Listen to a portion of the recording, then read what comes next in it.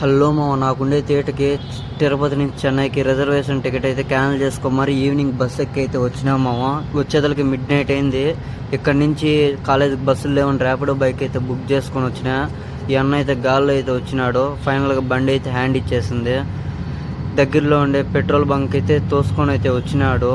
ఇక్కడ గాలి పెట్టే మిషన్ ఉండింది, ఇద్దరికి రాలా. అందుకని పెట్రోల్ బంక్ అన్న అయితే పిలిచినాడు. ఈ అన్న గాలి పెట్టకైతే ట్రై చేస్తున్నాడు. అదైతే పంచర్ అయింది ఆ టైరు. చూస్తూ ఉంటే పోయే గాలి పోతానే ఉన్నది, వచ్చే గాలి వస్తానే ఉన్నది. ఇంకా నన్ను అయితే ముందు పక్క ఎక్కించుకొని అయితే తొడుకొని వచ్చినాడు. ఇంక 5 కిలోమీటర్స్ అయితే ఉంటుంది కాలేజీకి.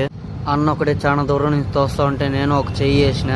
ఇంకా అన్నకు తెలిసిన ఒక అన్నకైతే ఫోన్ చేసినాడు.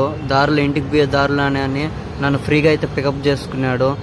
అన్న దించుతానే తాంబరంకి అయితే ఒక బస్సు ఉండింది మామ. 10 రూపాయలు ఇచ్చి టికెట్ ఇచ్చి ఎక్కేసిన. ఇక్కడ ఒక ప్రాబ్లం ఏంటంటే తాంబరం వెస్ట్, నేను మళ్ళీ తాంబరం, మన కాలేజ్ తాంబరం ఈస్ట్లో ఉంటుంది. సో అది ప్రాబ్లం. బస్ స్టాండ్ అయితే రైల్వే స్టేషన్ దగ్గరే మామ. ఇదైతే సబ్వే ఉంటుంది, వెస్ట్ టు ఈస్ట్. రైల్వే స్టేషన్లో నుంచే పోవాలి.